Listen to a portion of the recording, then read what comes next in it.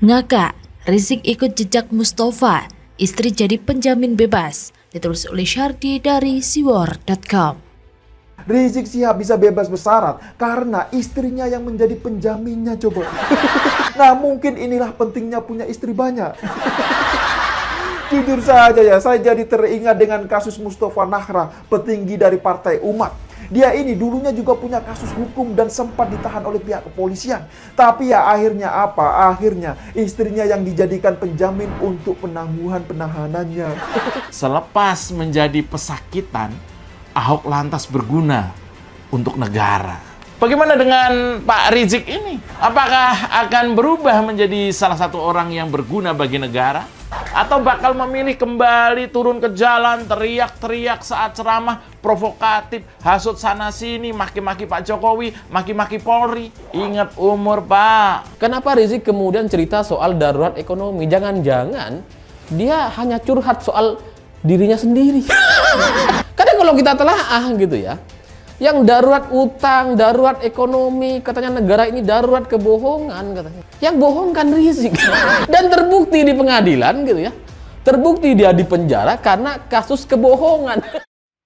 Pembebasan bersyarat Rizik ternyata menyisakan sebuah informasi yang lucu dan menarik. Rizik mengatakan istrinya yang menjadi penjamin bebas bersyaratnya. Ini merupakan satu proses hukum yang nantinya akan dijelaskan para pengacara saya, dan yang memberikan jaminan adalah istri saya tercinta, Syarifah Fadlun, kata Rizik. Rizik juga meminta maaf jika para pendukungnya telat mengetahui kabar pembebasan bersyarat per hari ini. Ini dikarenakan ada produser insentif yang harus dilewatinya. Jika ada sedikit kesalahan saja, bisa membuat bebas bersyaratnya batal. Selain bebas bersyarat, Rizik masih berstatus sebagai tahanan kota dan harus melapor secara berkala. Saya saat ini berstatus sebagai tahanan kota dan setiap bulan saya harus membuat laporan. Dan saya tidak boleh keluar kota, keluar pulau, keluar negeri, kecuali dengan izin tertulis dari instansi yang telah ditentukan, katanya. Ini tepat seperti yang saya katakan di artikel sebelumnya. Rizik bebas bersyarat ibarat kepalanya saja yang bebas, tapi tangan dan kakinya masih terikat. Rizik tidak bisa bikin ulah karena hukuman berat bakal menanti jika berani melanggarnya. Kemana-mana harus minta izin. Artinya, kegiatan dia dimanapun, seperti dipantau ketat. Sulit untuk ngegas full tank untuk Pilpres 2024. Kalaupun berani, dia hanya akan main aman, tidak terlalu frontal. Saya yakin pasti ada satu pertanyaan yang langsung nongol di benak kalian. Tega banget sih Rizik, kok bisa-bisanya jaminkan istri untuk bebas? Gitu kan pikiran kalian? Sungguh terlalu. Sungguh teganya dirimu. Teganya. Ini seolah mengingatkan kita kepada seorang politisi dari Partai Umat, yaitu Mustafa Nahrawardaya. Dia pernah menjadi tersangka kasus dugaan penyebaran hoaks terkait aksi 22 Mei. Lalu Mustafa mengajukan penangguhan penahanan. Adalah istrinya yang menjadi jaminan dalam pengajuan penanggungan penahanan itu. Permintaan penangguhan penahanan itu diajukan lantaran Mustafa tetap bersikap kooperatif dalam menjalankan proses hukum.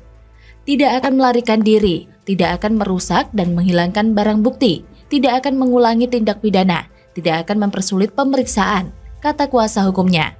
Istri dijadikan jaminan, rasanya gimana gitu? Kalau kalian baca di koran, biasanya ada iklan kayak pinjaman cair, cukup jaminkan BPKB kendaraan. Yang ini mau bebas, tapi istrinya dijadikan jaminan. Sungguh kacau. Makanya, jadi orang baik-baik sajalah. Tak perlu bikin ulah, mentang-mentang dipuja-puji banyak orang yang sebenarnya lucu dan bodoh. Tak usah merasa sangat kuat sehingga berani menantang pemerintah. Pas kena masalah, semua dikorek habis-habisan. Yang awalnya kelihatan berani malah jadi penakut dan pengecut. Lari terbirit-birit ke luar negeri dan bersembunyi bertahun-tahun. Bebas pun harus dijamin istri, terlalu banget ya. Masa tidak ada satupun dari 7 juta umat yang mau jadi jaminan buat kebebasan Rizik? Bukankah membela Rizik akan masuk surga? Bukankah Bahar Smith bakal habisin siapapun yang mengkhianati Rizik?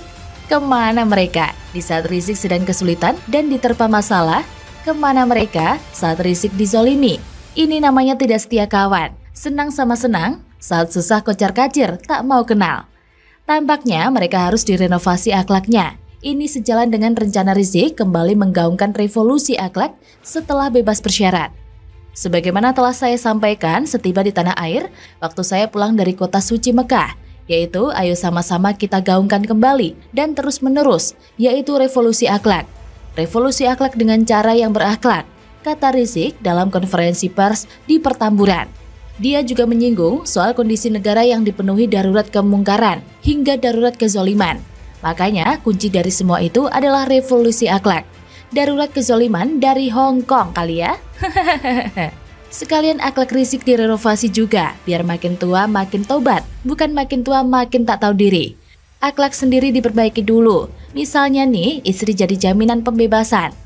Jadi mikir nih, kalau misalnya ada istri banyak, bisa buat jamin untuk banyak kasus dong. Istri pertama untuk kasus A, istri kedua untuk kasus B, dan seterusnya. Kalau kena kasus lagi dan kebetulan stok istri habis, silahkan nikah lagi. Bagaimana menurut Anda?